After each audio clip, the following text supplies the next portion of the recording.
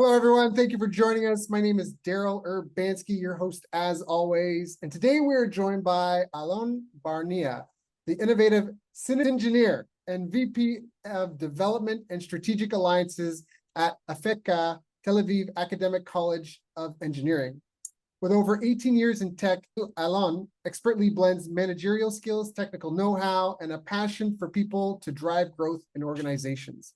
A charter member and former president of Rotary, Afeka, Aviv Tech, he's also dedicated to community service. Alon holds a master's in industrial engineering and management from Tel Aviv University at Afeka College. He spearheads new innovative initiatives through research and industry collaborations.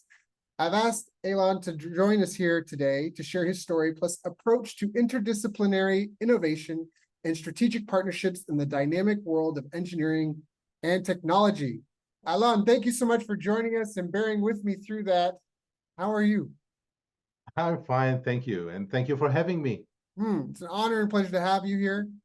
Clearly, I need to work on my Hebrew and my pronunciation, but yeah, thank you so much for joining. You've got such a wealth of experience and knowledge. I'm so grateful you agreed to let me come on here and let me pick your brain. But before we even get started, how did you even get into the world of business and innovation and collaborating with people? Is this an example that your parents had set? Do you come from an entrepreneurial family, an innovation kind of family? I don't think I got it in the genes in the sense, though now that you're asking me that, interesting question, because my parents are an interesting mix. My father was an engineer, actually, and my mother was a very people's person, always smiley, always looking for the bright side of things, always with a lot of friends around, the friends of the family, a people's person. And I think I grew up to the best of breeds in a sense, combining these two elements, the engineering thinking on one hand, and being a people's person. And all over my career, I blended these two elements together. So maybe you are right. Maybe that's where and how I grew up to. Right. I love it. And so how did that lead you into things like working with the Chamber of Commerce? You got 30 years with the Chamber. How does engineering take you into the business world and commerce, and how I've got friends that are engineers and they just work for a big company? I've gone through all these phases, and all over my career, I always enjoyed combining skills of people together, creating something new, or combining technologies not necessarily from what they were meant to be, and applying that to other places. And when you presented me, you mentioned cine engineer, which is kind of a word that I picked to myself at a conference I was about 20 years ago. And that was a makers conference called Kinernet in Israel. And we were asked to define ourselves in two words. And I tried to do it, and I didn't really find two words that I was happy with.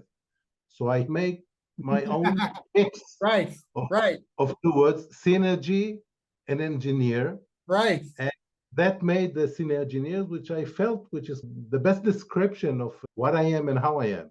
Right. And I love it. I just love even I struggle pronouncing it when I read your bio, but I just love what it stands for. And I think there's real magic in that because I have a firm belief that all a company is a group of people that solve the problem of another group of people, and they do it via a product or service. So that's part of where I'm really intrigued. First, I just think it's the perfect term. The iPad or iPod touches came out, I was one of the first to order mine, and as a bonus, you could have something engraved on it. And I had on the back is success is when plans and people synergize, is what I Wow. on the back. So I agree 1,000% with it. So now you've also been working in marketing and business development. So can you speak, how did you go from engineering to business and marketing and sales? That's again, two different worlds, isn't it? First, I was always in marketing and management in a high-tech environment and with products which are very high-tech by nature. So Hmm. they have a very strong engineering core. And in order to be successful in what you do, you had to have a very in-depth understanding of the engineering, but also really sales and marketing is be understanding people, your target audience, and to be honest, also caring about them. Yes.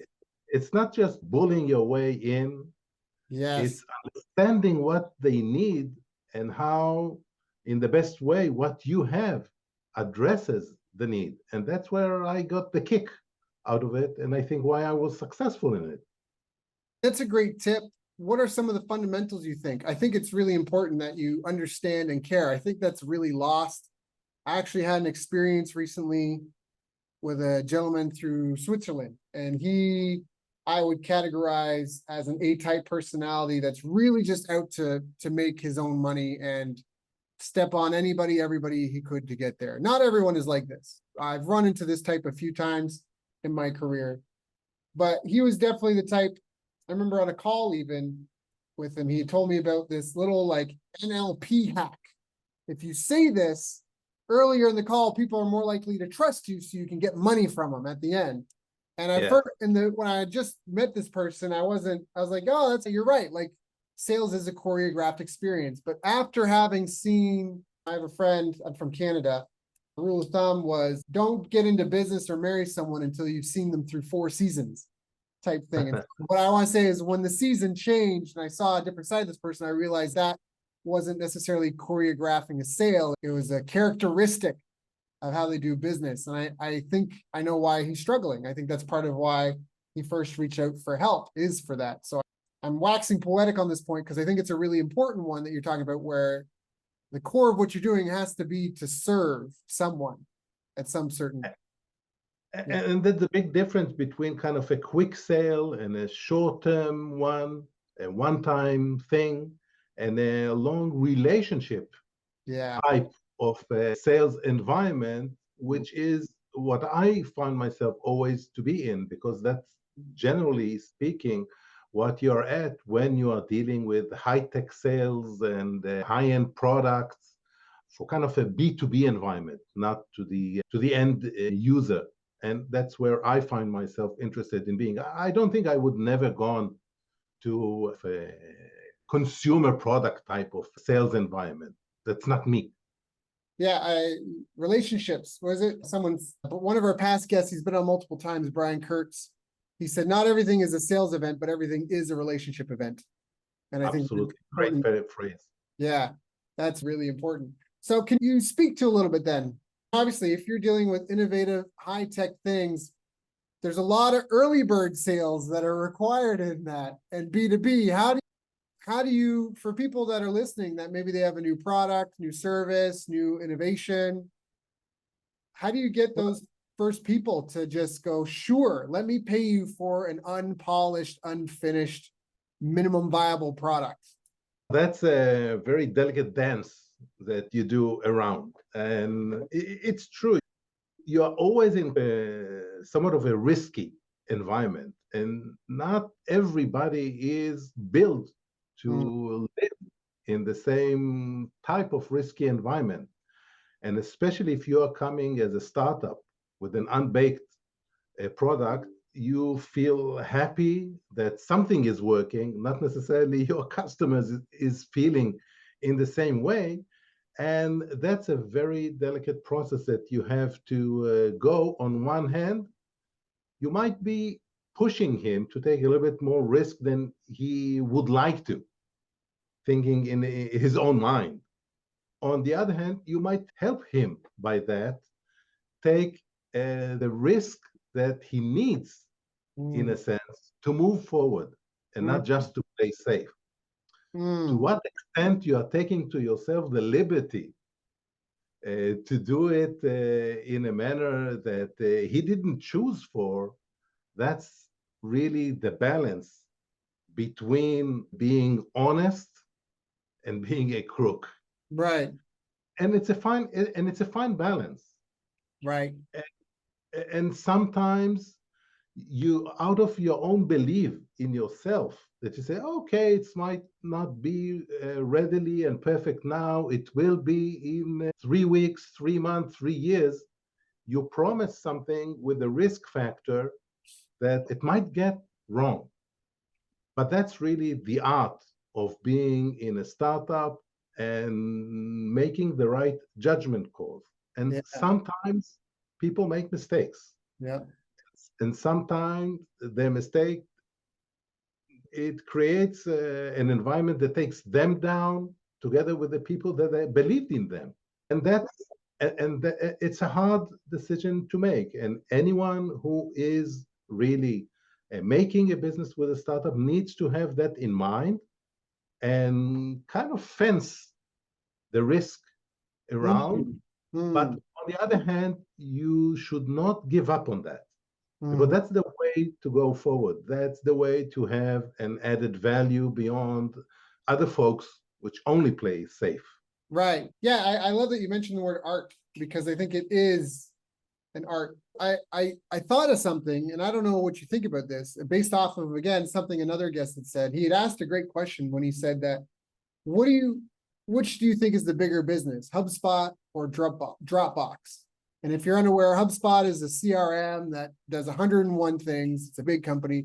And Dropbox is just a file sharing tool that you upload your files and send someone a link. And apparently Dropbox is gargantuanly bigger, this one feature tool, than the CRM that does 101 things and is where you store all your contacts and you email from and take calls through, all that sort of stuff, which I thought was very interesting, especially the price points are massively different.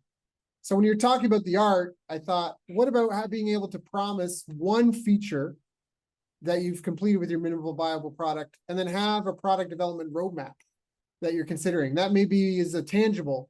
I guess this comes back to personal preference. I had a friend that I remember once sitting down, and one friend, he's all about sell it first, build it after.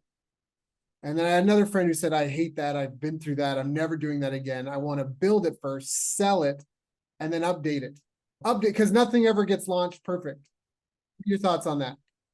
Again, it's a combination. When you build it first, you probably lost something in understanding of the real need of the customer. Because what does it mean, sell it first? Sell it first mean you had a discussion with a customer, you understood what he needs, you not necessarily have it, okay, but you understood exactly what he needs. You Mm-hmm. promised him what he needs, and that's what you are going to do. Mm, Eventually, he will get what he needs. mm, Otherwise, he wouldn't buy it from you, mm, because it's not that you had it, you benchmarked it, okay? You sold it before you actually had it. What does that mean? mm, It means that he bought something that he believes that's what he needs. mm, And let's say that he knows himself, mm, and what he thinks he needs, that's what he needs. Sometimes it's not exactly the case, but in most cases, this is it. The upside of it, the good side of it, is that this customer bought really what he needs, and that's what you sold. right, Now, again, if you're not stupid or a crook, and let's put these people aside, we right, don't want to have anything to do with stupid right. people No, or of course. crooks. Yes. But let's say that you're not stupid and you're not a crook, and you are smart and experienced enough to know that you can deliver. And there are glitches, like in many cases in life. So the right combination of having something that you can base your promises on, that you're not just saying, I'll have that in X, Y month. You say that out of self confidence because you know what you have, you know what you've done before, you know what needs to be done, and that was the basis of your promise, then it's not necessarily a bad thing. Mm, mm. And just being really transparent with people too, I think is the thing. Very transparent. I heard somewhere, I stuck with me that the engineering formula basically breaks down to brainstorming, researching, prototyping, and then making your final build. And so I think if you can give full almost radical transparency with what stage in the process you're at and where they're getting involved. Obviously, there's things like Godfather pricing. You get in early because you're funding this. Elon Musk, I love this example. Elon Musk made $300 million selling a car he had no factory to build and no team to make. He made a prototype, was like, it'll look something like this. I don't know, but this is what we got. And this is what it's based off of our prototype, which should be able to do this, that. Some things may change. I don't know. And if you want one, just put $1,000 down. Totally refundable. And he made $300 million, $300 million selling something. But he was very honest on the timeline. It's going to be 2 years, I think it was. I forget. He had proof of concept. So I think this is really powerful and important because I think there's a lot of people that have bright futures ahead of them that sometimes make silly mistakes because we're often so worried about ourselves, our company, our bills, all that. We forget about that we're here to serve somebody else. And right. I think this has been an important discussion to talk about. But I think also the example that you made about Elon Musk is interesting because also the risk that he imposed on those people that believed in him was such that it wouldn't ruin them. Right. It might kill their dream to have a nice, fancy, top-notch car at the time that they planned for. But $1,000 would not ruin them. It would be, I wouldn't say a nice experience, okay? Because for some of them, it probably was. You know what? For someone who is going to buy a $30,000 car, a down payment of $1,000, it's something that it's a nice story on the weekend with your friend. It won't ruin you. And that's your obligation for your customers, your partners, your employee, to have the risk level in such a magnitude that it wouldn't get to the point that it would ruin them. It might ruin you. That's okay. It's your decision to take that risk. Right. You're taking on the risk. It's your startup. And it might hurt them. That's okay. They have something to win from that joint journey. You can't take the risk to ruin them. I love that. So what do you recommend to someone who's maybe starting out or struggling? Because we're in such an era of such fast-paced innovation and developments.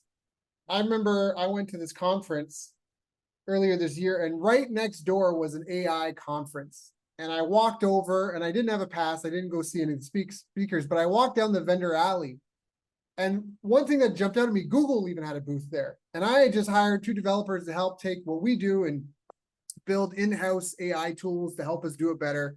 Like, how do we put this into our processes and build little, like you get it, little tools that help us automate things. And what I realized walking the vendor alley is it felt like all the booths there were all at the same phase as I was. Like, they all had a past product, but what they had on the shelf was the new thing that's in development right now, incorporating this AI. And I felt like it was almost like a resetting of the playing field to a certain extent. And I think it's an exciting time. I think it's one of the most exciting times to be alive. Because before IBM, they've been around forever. And sure, maybe they have the advantage that they already have developers. They already have servers, all this stuff. But for a brief moment, everybody had reset hit on their products. And you had to incorporate this new tech. And even now, they're still adapting.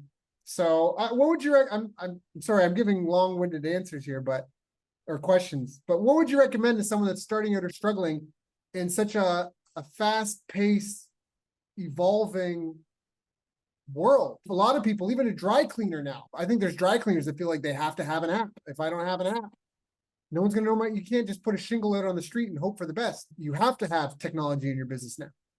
What would you recommend to someone who's starting out or struggling with this? I'll make the analogy to what was the engineer that we were looking to hire 20 years ago, and what is the engineer that we are looking to hire today? Because I think it addresses exactly that question of what you would look your way with opening a new startup or something. In the past, I think you were looking for the guy who has the right answer for engineering questions and challenges. Today, you would be looking for the guy or lady with the right questions. on the Mm. top. And Ooh, I think that's the big difference. And that's also the profile of the journey that a startup would have. One of the mistakes, by the way, that a lot of us are making along our professional life span is that we get in love in a certain technology, mhm. in a certain module, a certain algorithm, something, and then we look what to do with it. Today, it's different. You're looking at something and try to have the right questions around it. Right. And after asking enough right questions with the right enough people, having enough help even with all the AI gizmos around it, then you start to get the right direction. And that's what my answer to your question is. If you have a young entrepreneur with something in his mind, my recommendation for him to be, before you rush in and put all the energy in the MVP, okay, make sure that you've asked all the right question and listen to the answers. Don't be jailed down in your own belief. Really be open to the answers that you get to your questions.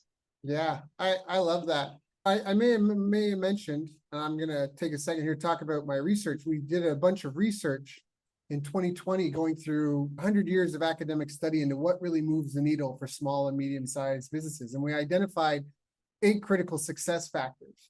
And what you're talking about now is someone making sure that they ask enough questions and the right question that's really understanding the market, having adequate market intelligence. What really comes down, because if you make any assumptions, if you just look at it as like a data analyst perspective, if you have an incomplete data set, you make assumptions, you're setting yourself up for failure. So what you really need to do before you start is you need to identify the problem that is to be solved, why it's a problem, who else solves a problem, or who wants the problem solved, sorry.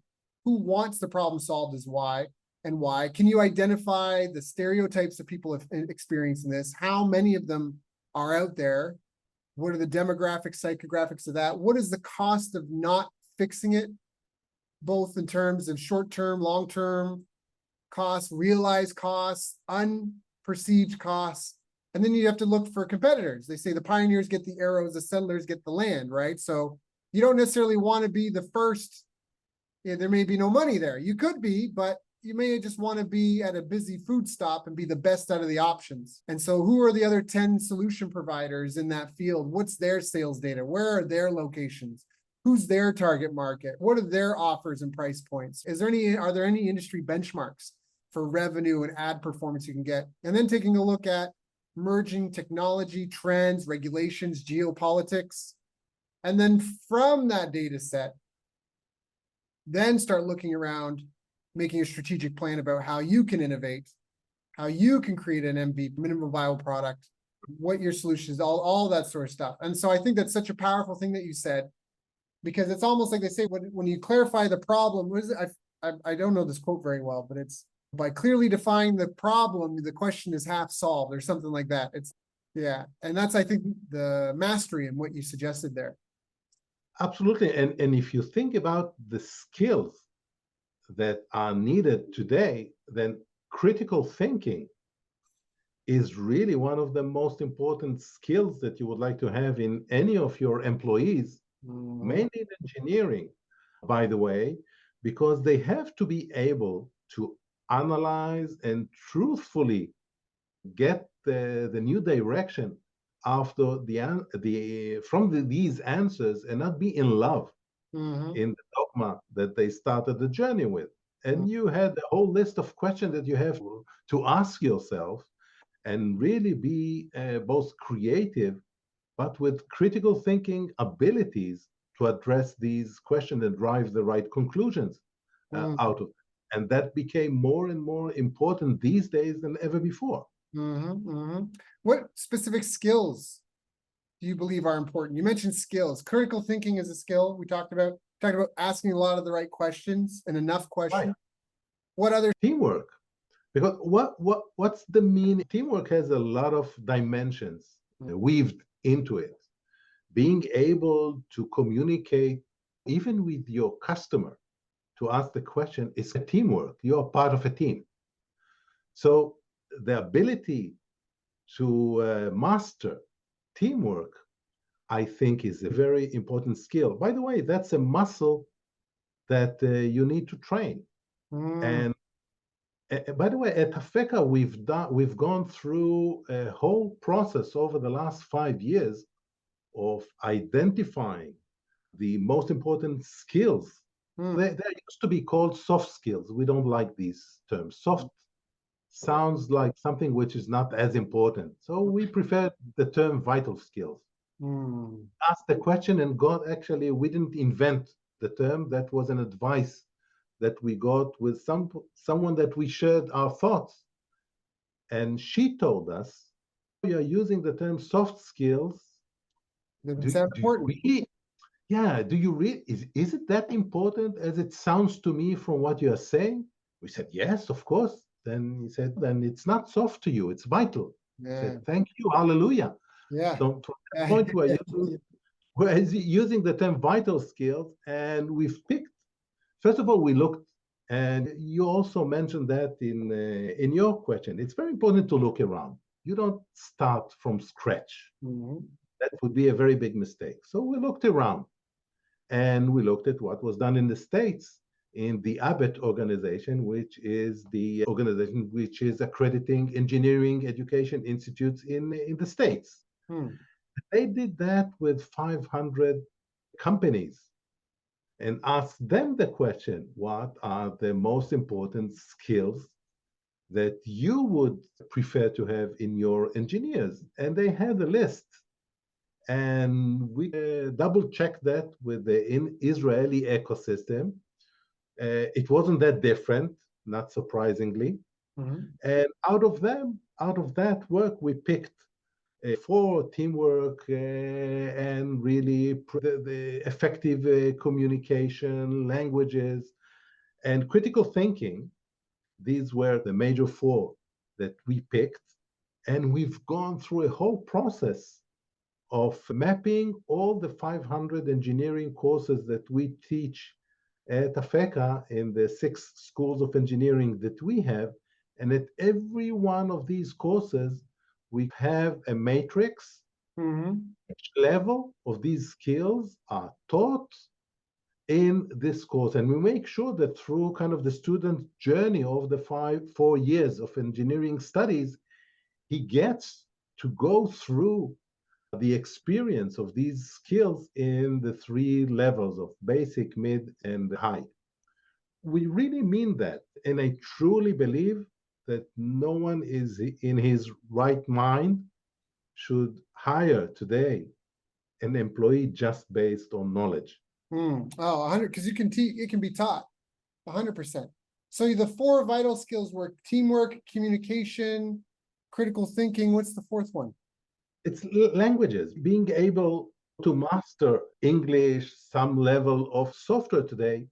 Really? Programming is a language. Even a mechanical engineer, okay, that you would think, why should he know any programming? There is nothing today in life which doesn't involve some level of programming. Even if you want to try and use generative AI and mechanism for basic software, you need to have basic understanding in order to apply that to your needs. So any profession today, it almost doesn't matter which, needs to have basic level. I love that, because I speak English, French, and Japanese, and I've learned pieces of others like Swahili, Nubian, and Spanish. Now I need to learn Tagalog, Filipino, because I've got kids that are half Filipino. I love that. And I never considered that as one of them, because I also, in a lot of what I do, I've had to learn basic HTML. I've had to learn these other things. So I really love that. So teamwork, communication, in terms of like interpersonal skills, critical thinking, and languages like software languages, like different verbal languages. That's part of effective communication skills. Mm. Okay, it, it's a combination of a lot of Mhm. elements into it. But after being so many years in the high tech and also being responsible for R&D teams, I think everyone in that profile gone more than once in his life into the process that you have an R&D meeting, and there were two approaches to solve a problem. And you had two engineers coming and presenting their solution or Mhm. their recommendation to a problem.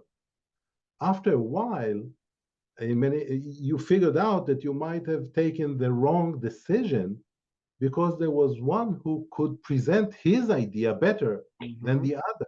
Mhm. So effective communication skills is a vital Yeah. skill Oh yeah. for an engineer I and love for that. everybody, actually.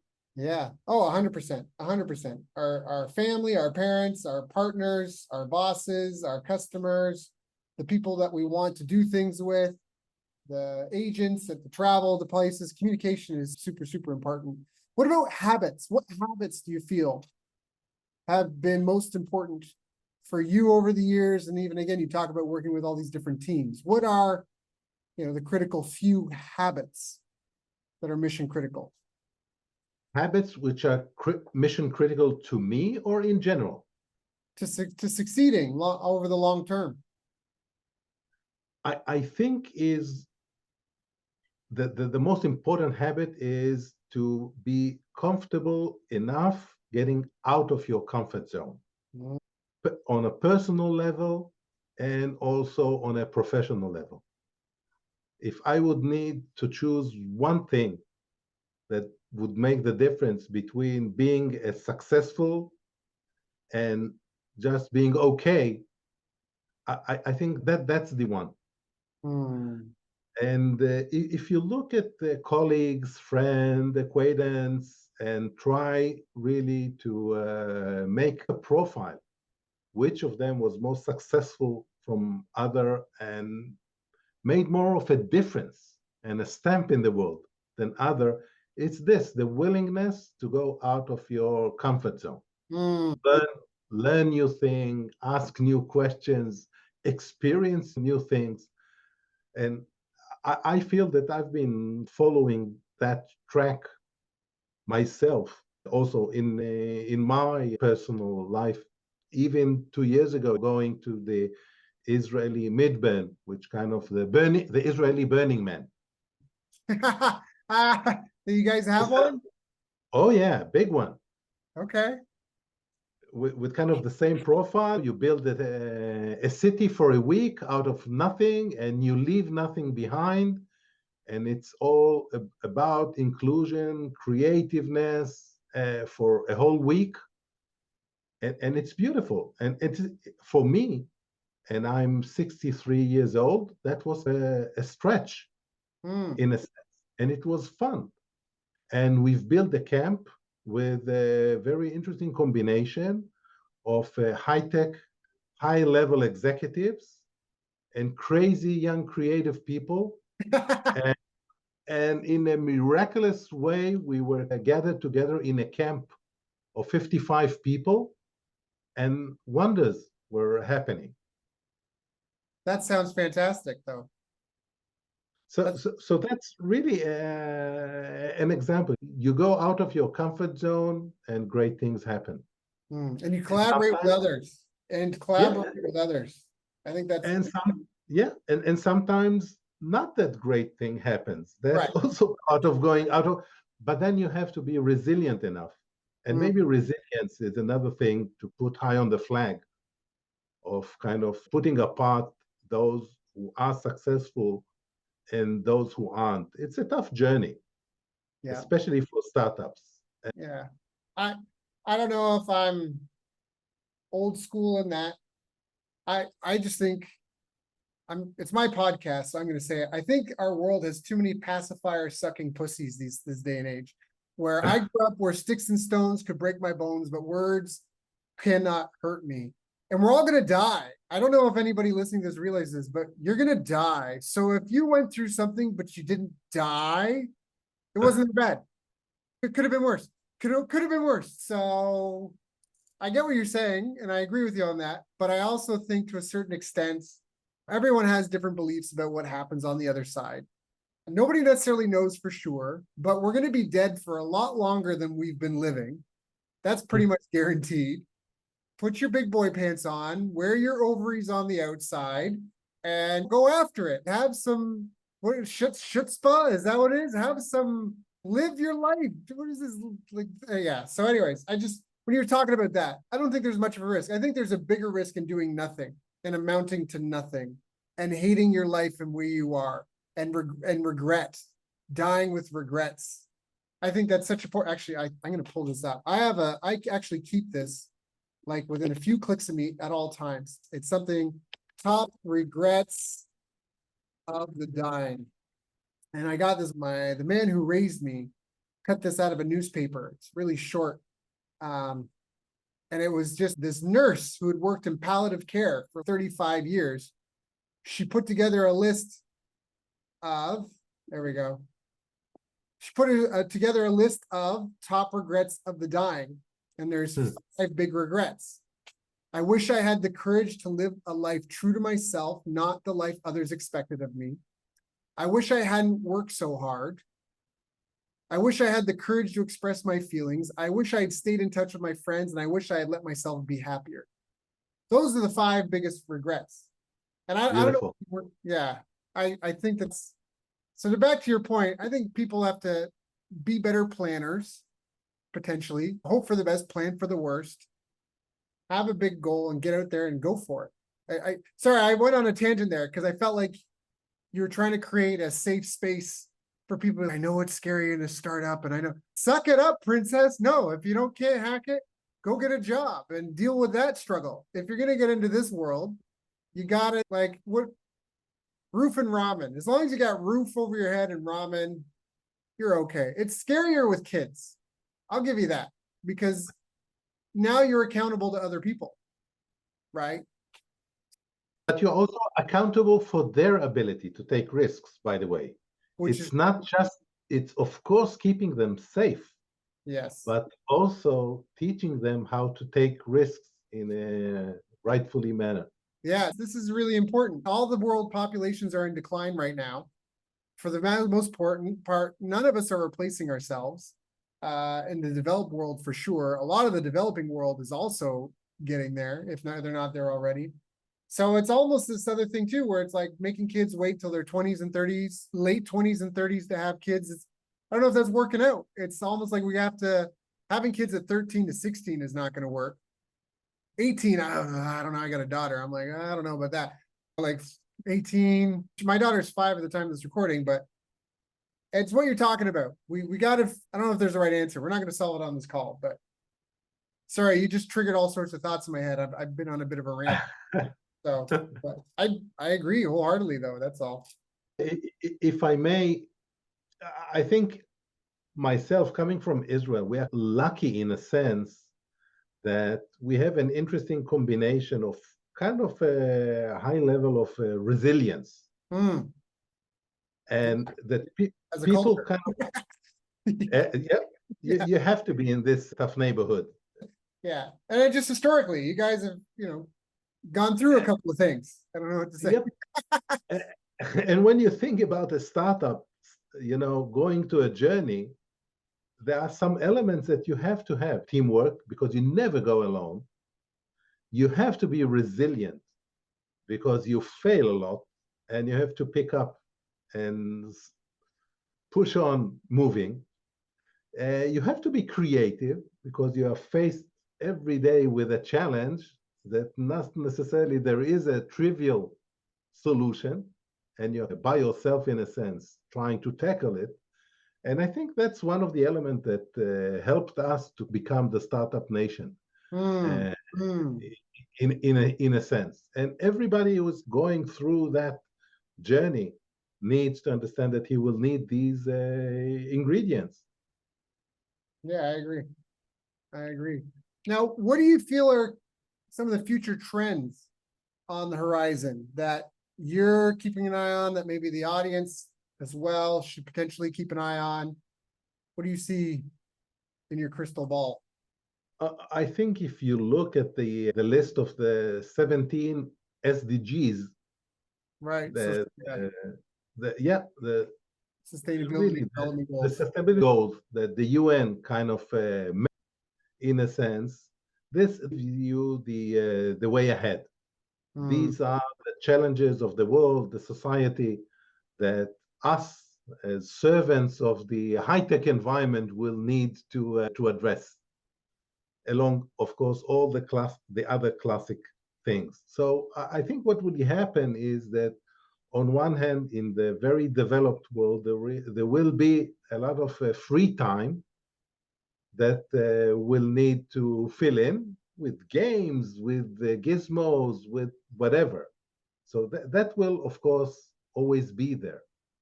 We'll need to address health, home care, and longevity of life in general, which will, of course, need a lot of solutions around medical, health, home care, etc. On the other spectrum, food security Hmm. and food tech and agri-tech are now the new players. And alternative proteins will kick into that as well with scalable Are you manufacturing. going to eat the bugs? Is that what you're saying? Even that would not be enough. So you'll need to have factories for alternative protein, not necessarily just growing bugs, which might be an intermediate solution, but probably not even that, not necessarily scalable enough. So I don't know. But these would be the trajectories that will present needs and opportunities. How do you feel about, I'm trying to think of the nice way to word this. I agree with you on 100% that as a species, as a society, there are things we have to improve. We cannot deny the ocean is full of plastic. We cannot deny that we're cutting down massive swaths of forests. But there are some solutions. They say with an acre of hemp, you can produce enough fiber to replace 10 to 20 acres of trees. How do you feel, or what are your thoughts on tackling these 17 issues? I don't know if there's a proper answer to this. I'm struggling for a way to tactfully say it, but in a real meritocracy towards good solutions for these 17 things versus Trojan horse agendas and nepotism because it's always been this way, or it's always been I think you get what I'm getting to. Like, Yep. there's real issues we have to address, but there are also powerful people with agendas. Certain people don't want things to change. What are your thoughts on that? Have you seen? Yeah, I'll shut up. Yeah, and as you mentioned in my bio, I'm part of the board of the Israel-America Chamber of Commerce for many Right. years. And this is a group of high-level executives representing mainly large corporates, the biggest in the world. And if you look at the environment of what we call ESG, environmental, social, and corporate governance, up to, let's say, 5, 6 years ago, it was, to be honest, mainly greenwash. You did things because you needed to look good and Right. to have positive PR. Over the last few years, we've seen significant change, real significant change. And to be honest, it came both bottom up and top down. Yep. Bottom up means that the new, younger employees of these corporates, they really look for meaning. Yeah. They really want to work in places that do good, and they don't want to work for places who gives a shit. Sorry for my language. All right, you're good. You're good. We're all grown ups here. So that was a bottom up thing. On the other hand, you find more and more executives, and even Bill Gates is a great example for that, who made at a certain point in their life a personal decision of do no harm and do good. These two kind of vectors together made a significant transformation of this empty word ESG to mean something today. And I would say that most companies today, really, most companies today are really mean to do good. Not all of them found the right way. Not all of them have the same courage to make the tough decisions, to make the judgment call between the bottom line and the upper meaning. But we are on the way. We are on the right way. And there is a big shift. Yeah, I agree with that. I think you're right. We are on the right way. Yeah, that was a good answer. I don't want to give Bill Gates any credit. I used to be a major fanboy of Gates, and I know that there's a lot of talk of him online. I was someone who went from being a fan of Bill Gates, where I read his letters, I read the books he recommended, I subscribed to him on YouTube, I get his posts, to being one of the people why he shuts his comments off on everything, because there's something that really smells there. As someone who was once an avid, they say sometimes the evangelist turn, no, it's the opposite. If you have a really cranky customer, if you serve them well, they can become your biggest evangelist. And I was the opposite. And I saw it unfold before my eyes. I developed my own theories before I found any theories on the internet, just by following him.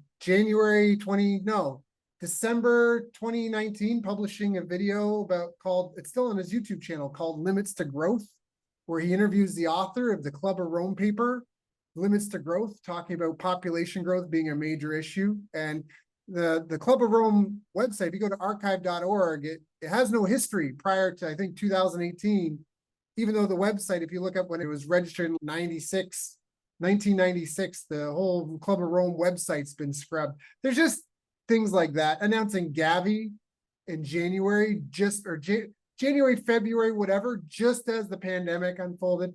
But I love what you're talking about with it's a ground up and top down. And I think that we've gone, sorry, it's my podcast. I guess I'm using this to say, but I think there needs to be more conversations about things like this. And I think what you described is really accurate. There's people with good intentions, which we have to be careful. The road to hell has been paved a few times over with good intentions. But there's also, what I love you say is there's enough pressure from the bottom up that it makes a difference. And I think the two is where the magic is, because we are doing this as a species, not just as individuals. And I think that's the real silver lining in the message, that we need to have discussions around this, because that's what I asked. I think, how do we move forward? How do we move forward knowing that? And there's entrenched things. Look at cigarettes. What is the benefit of cigarettes? There's no benefit to cigarettes. There's none. And they've been pushed out of all the Western countries. And I've seen in the developing nations, they're hitting them so hard because they don't have those restrictions, and a lot of them are corrupt. And so there's these things where there's these old power structures of sorts, that serve no purpose for our species as a whole, that are there because they've been profitable and they've had the relationships to maintain. But I really love what you're saying, that there's a top down and a bottom up approach, and that it does make a difference. And I think that's even why I do these interviews, because I think it just comes from people connecting and trying to agree on what success looks like. Yeah. And I feel fortunate personally, being in the academic environment in the last few years. And we define ourselves not just as an academic institute, but as an academic education institute. And the word education means a lot. And part of it is really educating the young generation to feel pride that these are the things that are important to them, and actually give them the tool to utilize all they know, all they learn, all their practice. Do good. Yeah, we're really lucky. There's a lot, humans, we're fault-finding machines, but at the same time, it's hard to complain about how far we've come. I always think about this when I'm driving down the road. I always think about it. I always say a little thank you to the men and women that worked in the blazing hot sun to pave the road, and that were there for days, weeks, months, so I could get where I want to go in 20 minutes. And it gets really deep at a certain point where it's like, when did you can take that right now, this conversation is made possible because of literally thousands of years, millions of years of history that's all cascaded like waves on the beach to come to this moment where you and I get to talk and speak these words. We are literally on the top of a pyramid of time and existence that has unfolded. And all this is possible because of our ancestors. I didn't figure out how to make a laptop. I didn't figure out how to make a microphone. We already are cyborgs, so there's so much, and I know that we're fault finding creatures to a certain extent, but there is a lot to be grateful for. And I'm very grateful that you've come and shared your thoughts here. I know you have a hard stop. Is there anything I haven't asked you that I should have asked you? No, I think we had a great hour together. Thank you. And if people want to get in touch, if they have any questions or how should they reach out? Email is, you can find me on LinkedIn. That's easy, Alon Barnea, or email alonb@afeka.ac.il. I'll be happy to communicate. So that's ALONBARNEA on LinkedIn, or ALON.B@AFEKA.AC.il. Is that correct? Yep. Yes, perfect. Alon, thank you so much for joining us today. It's been an honor and a pleasure. Thank you so much for coming, and sending love to you and your family. Thank you. Let's have a great future together.